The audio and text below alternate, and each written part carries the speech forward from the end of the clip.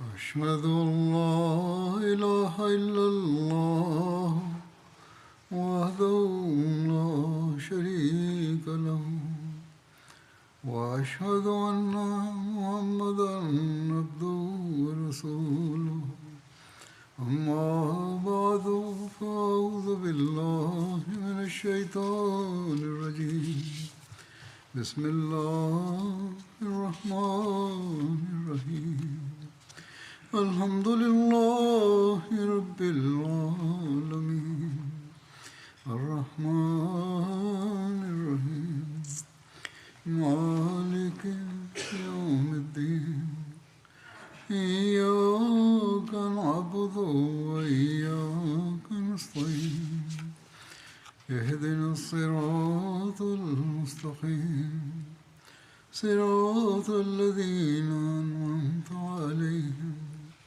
غير المغضوب عليهم ولا الضالين. До этого в своих предыдущих проповедях я рассказывал о битве Ахзаб. Подробно об этом написали следующее. Несмотря на пересечение рва на некоторых участках, неверные так и не смогли добиться успеха. Скорее всего, они потерпели крупное поражение. Они договорились между собой напасть на мусульман рано утром, и никто из них не должен был остаться позади. Всю ночь они готовились к нападению и предстали перед посланником Аллаха, мир ему и благословение Аллаха, около рва. Одна группа их воинов подошла к шатру посланника Аллаха, мир ему и благословение Аллаха. Среди них был Халид бин Валид. Они неоднократно пытались пересечь ров, и вместе с этим они совершали мощные атаки на мусульман, выпуская в них стрелы. Неверные ожидали, что мусульмане проявят беспечность, чтобы при первой же возможности пересечь оборонительный ров. Эти атаки и попытки пересечь ров совершались неверными снова и снова.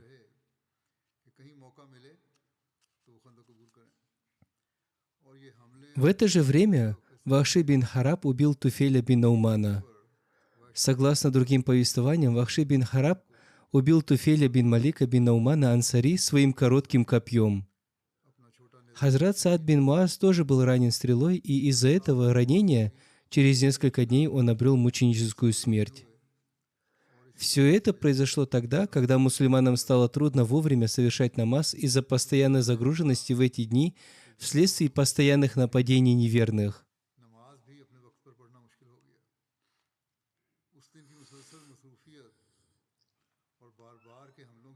И становится ясно, что рассказчики не смогли должным образом сохранить последовательность событий, и через некоторое время эти события были описаны следующим образом. В этот день мусульмане и посланник Аллаха, мир ему и благословение Аллаха, не могли совершить намазы Зухр и Аср до захода солнца. Также есть много повествований о том, что эти молитвы были совершены ими после захода солнца.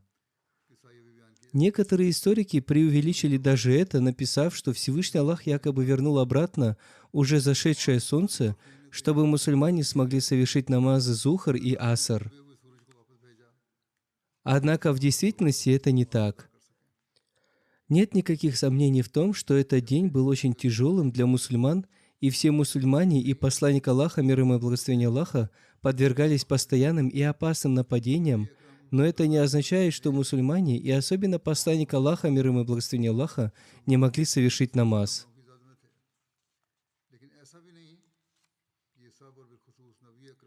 Эти дни были тяжелыми, но не настолько, чтобы они вообще не молились. Они совершали намаз в эти дни, но их намазы совершались в условиях постоянной опасности и беспокойства. Известно, что во время намаза Аср нападения на мусульман были настолько интенсивными, что им было трудно совершить его, и он был совершен за очень короткое время. В связи с этим Хазрат Мирза Башир Ахмад в своей книге «Жизнеописание печати пророков» описал эти события следующим образом. То, что все молитвы мусульман не были совершены вовремя, неверно. Напротив, достоверными повествованиями подтверждается только то, что до этого намаз во время опасности салят аль-хауф, еще не был предписан. Из-за постоянной угрозы и загруженности не могла быть совершена вовремя только одна молитва, то есть молитва Аср, и она была объединена с молитвой Магриб. Согласно некоторым повествованиям, только молитвы Зухр и Аср совершались позже обычного. Хазрат обетованный реформатор, да будет доволен им Аллах, описал эти события следующим образом. Однажды они были настолько заняты отражением атак, что не смогли совершить некоторые молитвы в назначенное время.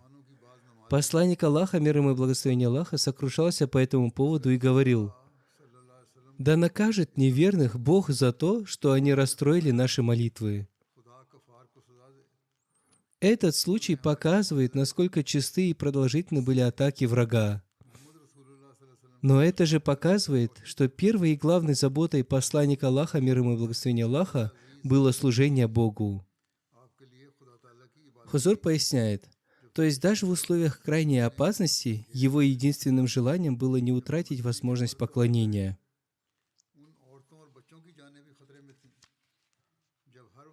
Медина защищалась со всех сторон.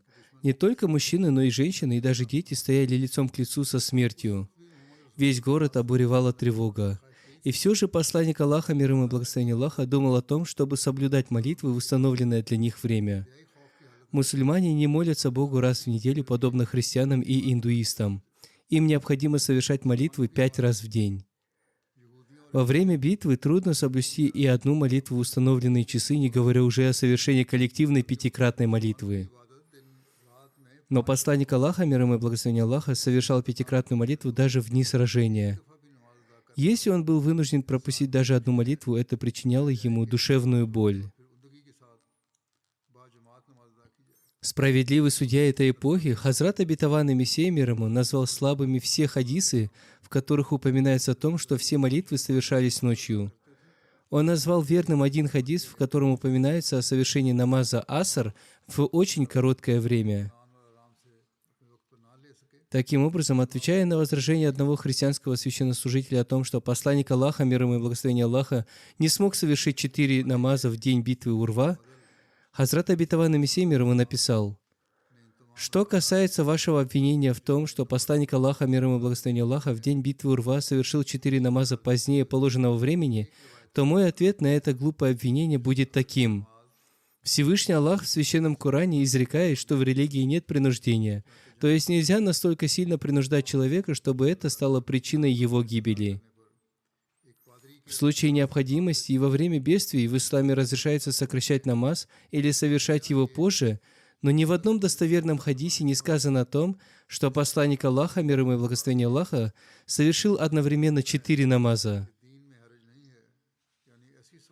В книге Фатх аль-Бари, Шарх Сахих аль-Бухари написано, что такой случай произошел только однажды, и посланник Аллаха, мир ему и благословение Аллаха, еще до привала совершил намаз Аср ближе к заходу солнца. Если бы вы стояли передо мной, то я попросил бы вас, покажите мне этот достоверный хадис, в котором написано о том, что посланник Аллаха, мир ему и благословение Аллаха, пропустил 4 намаза подряд. Хузур поясняет, здесь Хазрат обетованный Мессия мир ему, обратившись к противнику, написал, что если бы он стоял перед ним, то он спросил бы его, откуда он взял такой хадис. Здесь Хазрат обетованный Мессия мир ему спрашивает его о достоверности вышеупомянутого хадиса, в котором упоминается о пропуске молитв. Шариат разрешает при необходимости объединять 4 намаза, то есть намазы Зухр и Аср, Магриб и Иша. В одном слабом хадисе говорится даже о том, что он объединил все эти 4 намаза, в то время как другие, более достоверные хадисы отвергают эту версию. Здесь добавлено только то, что посланник Аллаха, мир ему и благословение Аллаха, совершил намаз Аср ближе к заходу солнца. Одним словом, становится ясно, что ни одна молитва не была пропущена. Намаз Аср был совершен за очень короткое время, поскольку для его совершения было очень мало времени. Посланник Аллаха, мир ему и благословение Аллаха, очень сожалел о том, что намазы были совершены в неспокойной обстановке.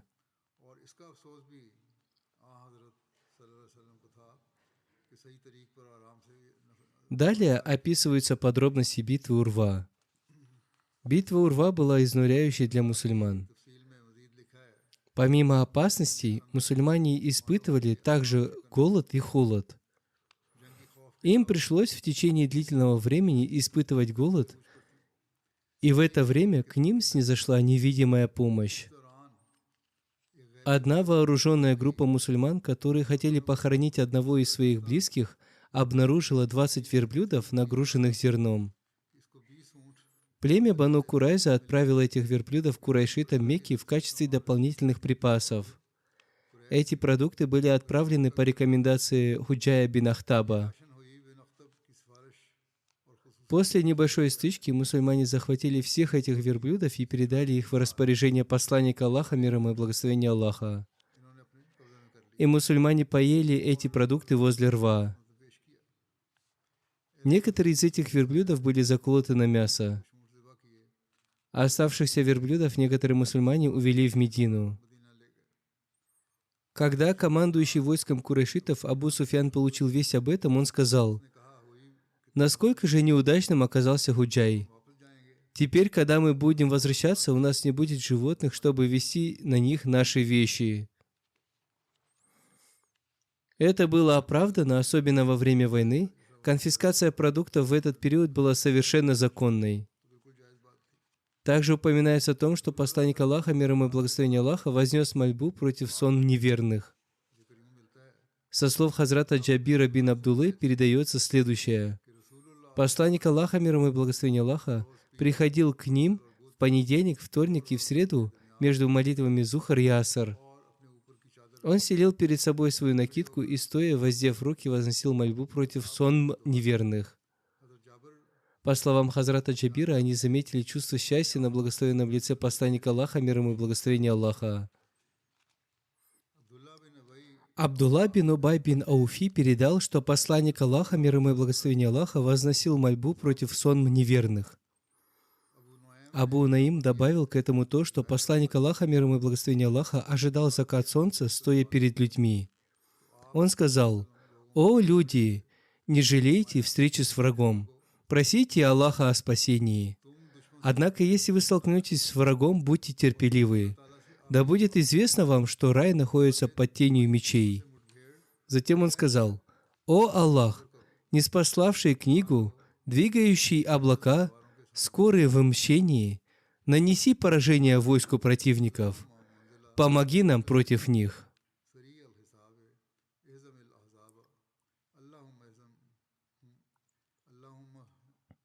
В одном из хадисов упоминается следующая его молитва: «О Аллах, я ссылаюсь на Твое обещание и Твой завет.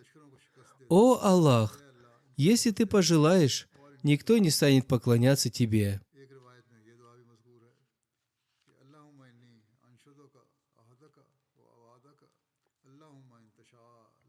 Абу Саид Худри передает: «Мы обратились к посланнику Аллаха, мир ему и благословение Аллаха, со следующими словами: «О посланник Аллаха, наши почки дошли до рта, насколько ухудшилось наше состояние. Есть ли у нас слова, которыми мы могли бы вознести молитву?» Посланник Аллаха, мир ему и благословение Аллаха, ответил: «Да, вы можете произнести следующие слова: «О Аллах, скрой наши недостатки и устрани наши страхи». Хазрат обетованный реформатор, да будет доволен им Аллах, в связи с этим написал: мусульмане были обеспокоены таким неравенством сил. Они пришли к посланнику Аллаха, мир ему и благословение Аллаха, и рассказали ему, насколько серьезно их положение и насколько невозможным кажется им оборона города. Они просили посланника Аллаха, мир ему и благословение Аллаха, вознести мольбу. Они также попросили научить их особой молитве для подобных случаев. Посланник Аллаха, мир ему и благословение Аллаха, ответил им: «Не бойтесь, просто молитесь Господу, чтобы Он оградил вас от вашей слабости, дал силу вашим сердцам и оставьте всякое беспокойство». Сам посланник Аллаха, мир ему и благословение Аллаха, молился следующими словами: «Господь, Ты явил мне Коран. Ты не нуждаешься ни в чьем участии. Не спошли поражение тем сонмам, которые напали на нас. Господь, я вновь прошу, порази их, дай нам превосходство над ними и рассей все их злобные намерения. И вновь прошу, Господь, Ты внемлешь тем, кто взывает к Тебе из-за скудости и несчастья. Ты отвечаешь тем, кто охвачен тревогой. Освободи меня от моей боли, моей тревоги и моего страха. Тебе известно, насколько неравны наши силы и силы врага.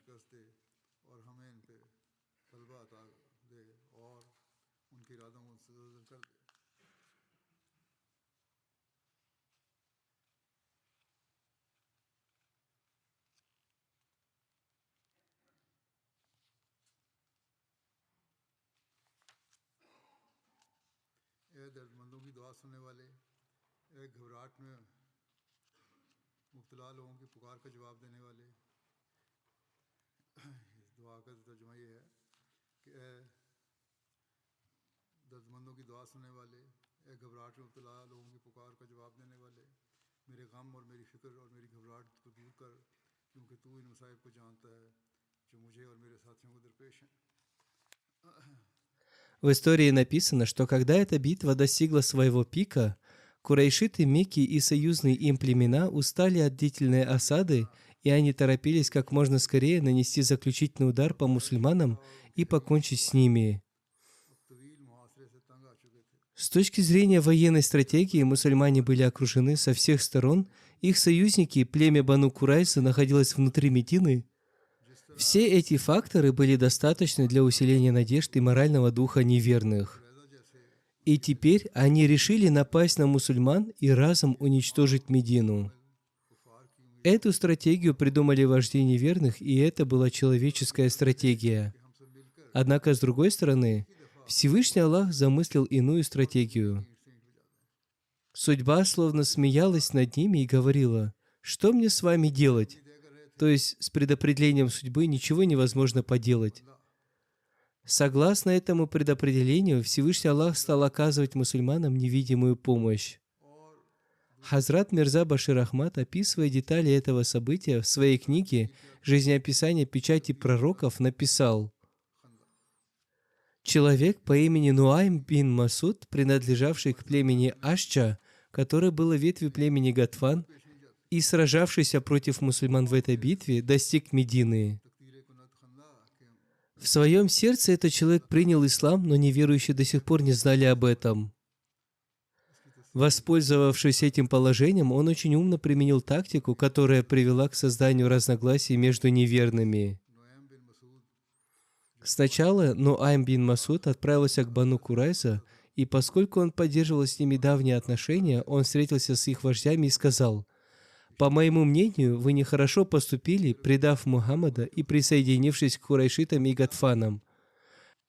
Курайшиты и Гатфаны находятся здесь, в Медине, всего несколько дней, но вы постоянные жители этого места, потому что это ваша родина, и вы будете продолжать контактировать с мусульманами. Просто помните, что когда курайшиты и другие уйдут отсюда, они не дадут вам ни малейшего повода для беспокойства и оставят вас здесь на милость мусульман.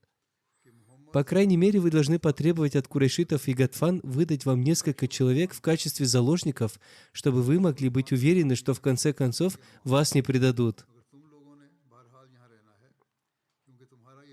Вожди Бану Курайза поняли этот совет Нуайма и приготовились потребовать заложников от курайшитов, чтобы в конце концов им не пришлось столкнуться с трудностями.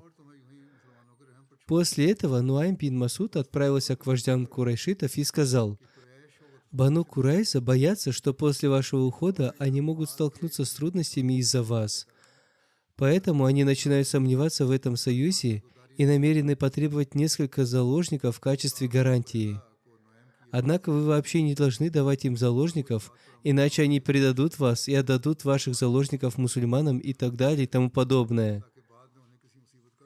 Затем он пошел к своему племени Гатфан и сказал им то же самое.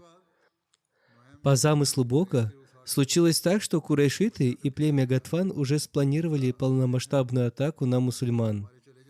Эта атака должна была вестись со всех 4 сторон города одновременно, чтобы мусульмане не смогли защитить себя из-за своей малочисленности и их линия обороны была прорвана в том или ином месте. С этим намерением они отправили Бану Курайза сообщение о том, что осада становится слишком продолжительной, и люди устают, поэтому мы решили, что завтра все племена проведут совместную атаку на мусульман, и вы также должны быть готовыми к завтрашнему нападению. Бану Курайза, которые уже поговорили с Науманом, ответили: «Завтра у нас субботний день, и поэтому мы не можем вступить в бой на следующий день. И в любом случае, пока вы не передадите нам заложников в качестве гарантии того, что вы не предадите нас, в конце мы не можем участвовать в этой атаке». Когда курайшиты и племя Гатфан получили этот ответ от племени Бану Курайза, они были поражены и сказали: «Нуайм сказал правду. Похоже, что Бану Курайза намерены предать нас». С другой стороны, Бану Курайза получили от курайшитов и племени Гатфан ответ: «Мы не дадим вам заложников. Если вы хотите прийти на помощь, то сделайте это без каких-либо условий». В результате Бану Курайза сказали: «Нуайм дал нам хороший совет, сказав, что у курайшитов и Гатфан нет добрых намерений». Таким образом, мудрая тактика Нуайма сумела создать раскол и разногласия в лагере неверных.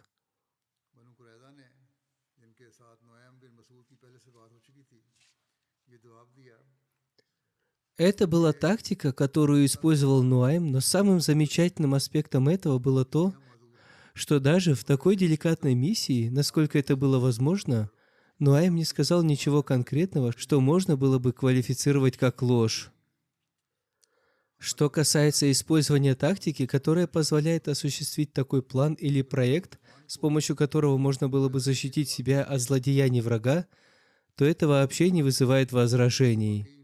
На самом деле, это очень полезная часть военного искусства, с помощью которой можно вызвать расстройство в рядах жестокого врага, одержать над ним победу и положить конец цепи кровопролитий и резни. В связи с этим Хазрат Обетованный Реформатор, да будет доволен им Аллах, написал: «Однако несколько дней спустя иудеи и союзные им язычники решили напасть на мусульман одновременно и внезапно. Это опасное нападение, однако, было чудесным образом расстроено Господом. Произошло это следующим образом. Некто Нуайм, происходивший из племени Гатфан, стал склоняться к исламу. Он пришел вместе с войском язычников, но искал случая помочь мусульманам. Он не мог совершить многого в одиночку. Но когда он узнал, что иудеи сговорились с арабскими племенами, и таким образом мусульманам угрожает неминуемая гибель и крах, Нуайм решил сделать все, что было в его силах, чтобы помочь мусульманам.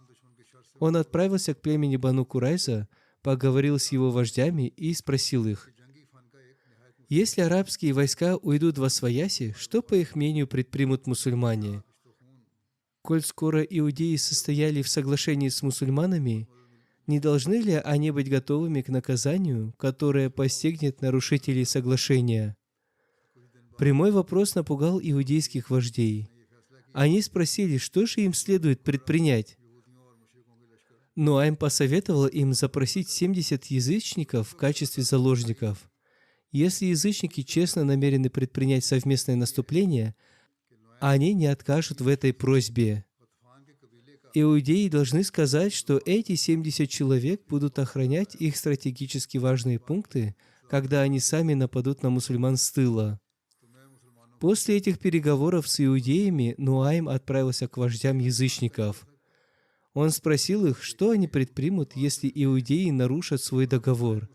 Что, если последние запросят предоставить им заложников и передадут их мусульманам, чтобы примириться с ними?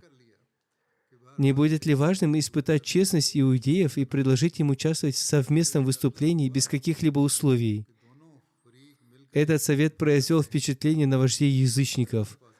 Поступая согласно этому совету, они отправили послов к иудеям и сказали им, что они готовы к нападению. Выступят ли тотчас и иудеи?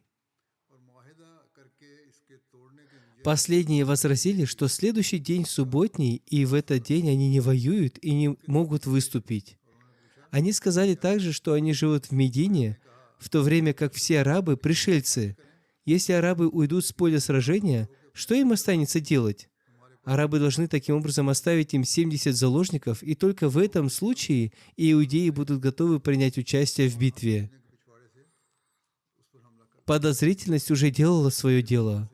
Арабы отказались выполнить просьбу иудеев о заложниках, посчитав, что если последние честны в своих отношениях с арабами, то им незачем делать предложение подобного сорта. Подозрительность оказалась сильнее мужества. Однажды ночью предопределение Всевышнего Аллаха проявилось в виде бури, из-за которой сонмы племен многобожников были вынуждены бежать. Ибн Исхак описал это событие следующим образом. Всевышний Аллах ниспослал сильную бурю в суровую и холодную ночь. В результате этого горшки и посуда неверных были опрокинуты. Аль-Балазури в связи с этим написал: Всевышний Аллах помог мусульманам при помощи бури. Это была желтая буря, которая запорошила их глаза, она внушила им слабость и трусость. Многобожники отступили и разбрелись по своим шатрам. Ветер продолжал дуть в их сторону. Их окружили ангелы и сделали их глаза незрячими. В результате они повернули вспять. Хазрат Мирза Башир Ахмад описал это событие следующим образом. Возможно, что мирные усилия Нуайма бин Масуда были напрасны, и после временного замешательства и потрясения неверные, возможно, восстановили свое единство и стойкость. Однако по замыслу Бога случилось так, что после этих событий ночью подули сильные ветры, и поскольку лагерь неверных находился на открытой равнине, это привело к тому, что их палатки были вырваны с корнем, и их укрытия разлетелись, кухонные сосуды были опрокинуты, а дождь из песка и гальки начал заполнять их уши, глаза и носы.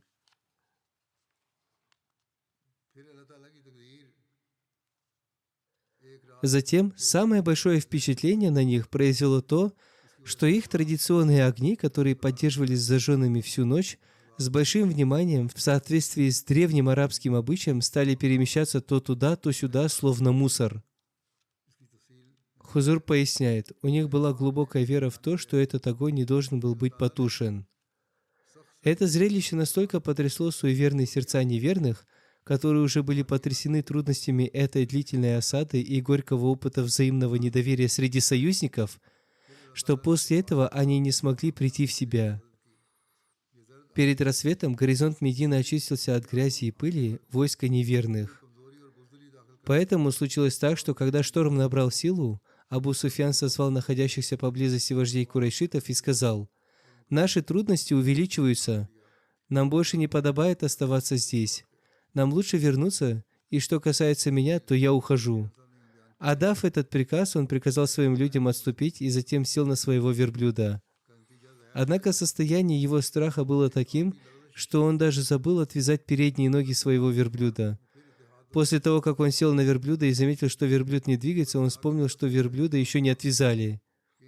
В это время Икрима бин Абу Джахаль стоял рядом с Абу Суфьяном, и он горестным тоном сказал: «Абу Суфьян, ты командующий войском, но ты бежишь от армии, оставляя ее позади, и даже не заботишься о других». Абу Суфьян смутился и спешился со своего верблюда, сказав: «Вот и все, я пока никуда не ухожу, но ты должен быстро приготовиться и уехать отсюда как можно скорее».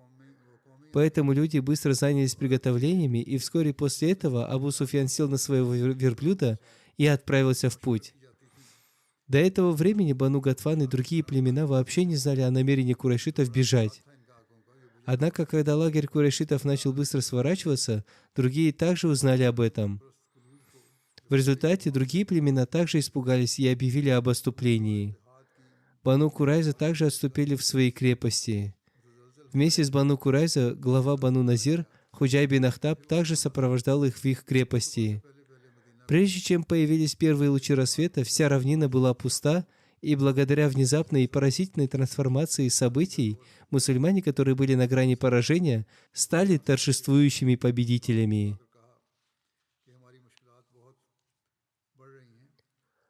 Существовала опасность того, что неверные схватят мусульман, а теперь оказалось, что мусульмане вышли победителями в этой битве.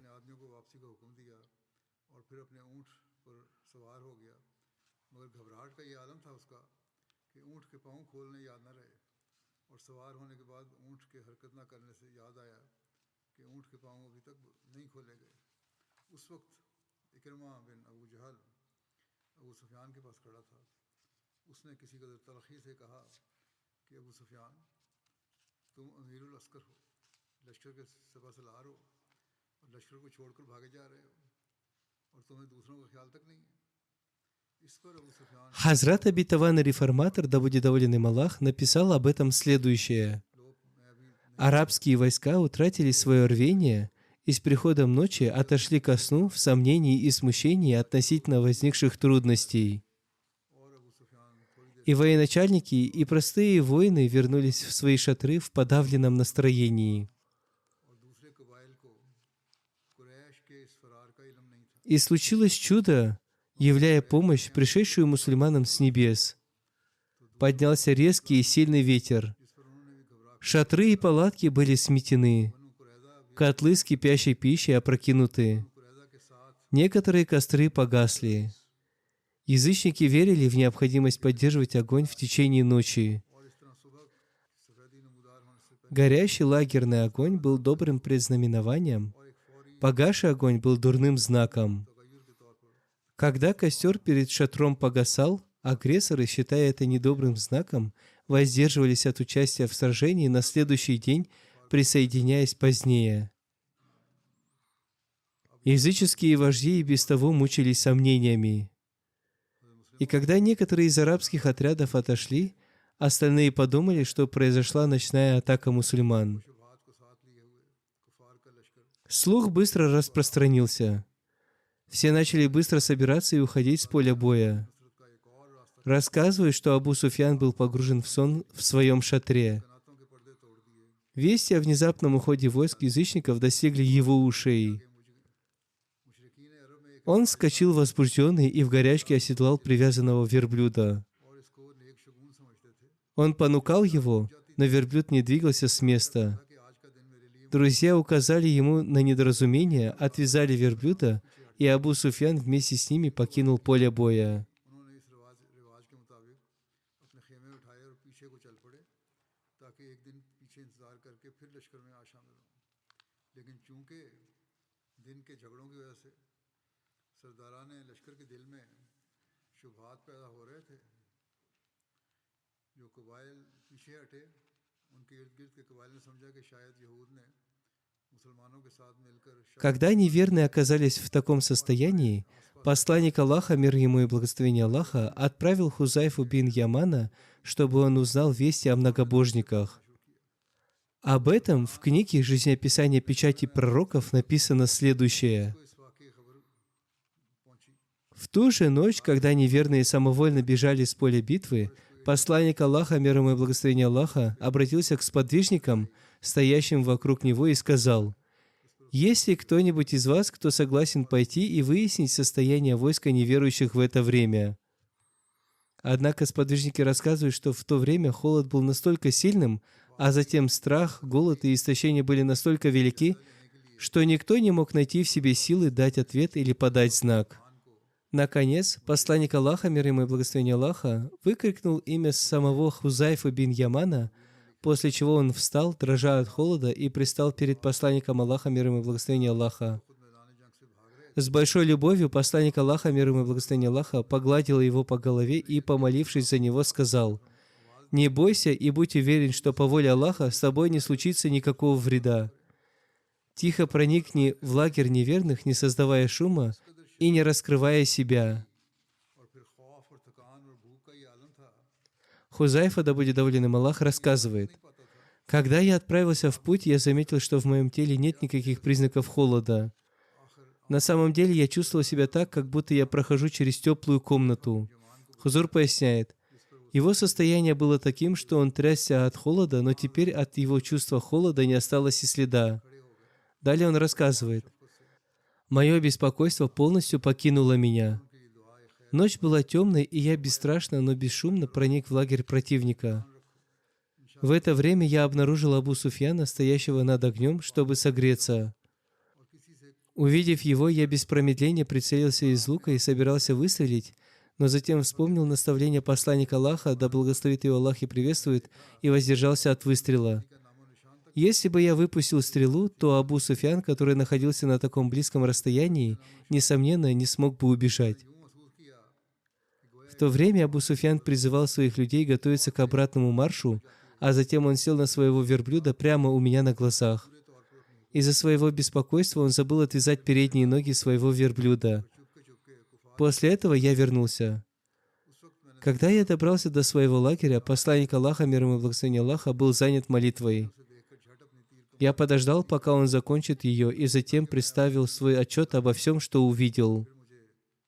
Посланник Аллаха, мир ему и благословение Аллаха, возблагодарил Бога и сказал: «Это не результат наших собственных усилий или силы, а это полностью заслуга милости Бога, который обратил союзников в бегство посредством своего дыхания».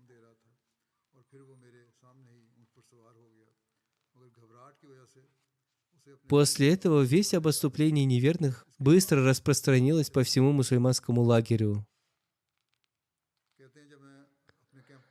Хазрат обетованный реформатор, да будет доволен им Аллах, также описал это событие следующим образом. Прошли 2/3 ночи. Поле сражения уже очистилось. Войско в 20 000 воинов и военачальников исчезло, оставляя за собой совершенную пустошь.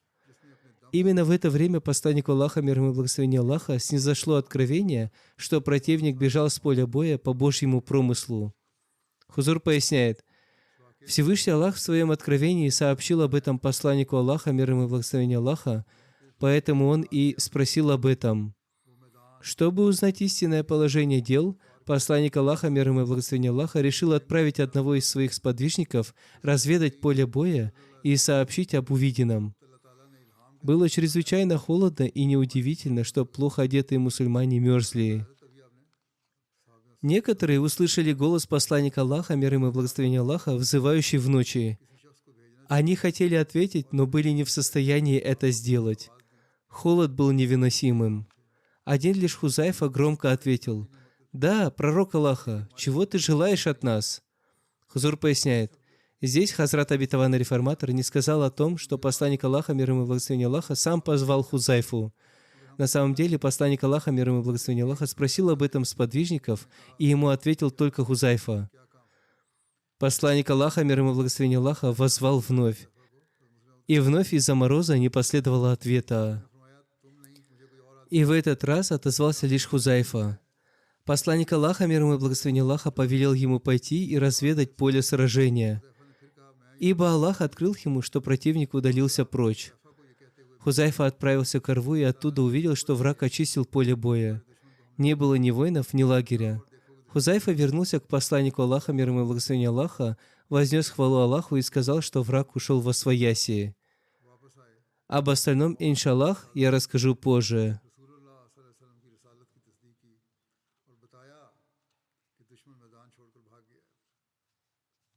Как вы знаете, обстановка в мире с каждым днем ухудшается и приближается к катастрофе. США и другие крупные державы не хотят восстанавливать справедливость. Война расширяется. Пусть Всевышний Аллах защитит мусульман Ахмади и невинных людей от ее страшных и жестоких последствий. Для этого нам необходимо укреплять нашу связь со Всевышним Аллахом. Нам следует уделить своим молитвам особое внимание. Каждый мусульманин Ахмади должен обратить на это внимание. Положение мусульман Ахмади в Пакистане ухудшается. Молитесь за них. Молитесь и за положение мусульман Ахмади в Бангладеш. Они тоже испытывают большие трудности. Пусть Всевышний Аллах смилуется над ними всеми и благословит их. Аминь.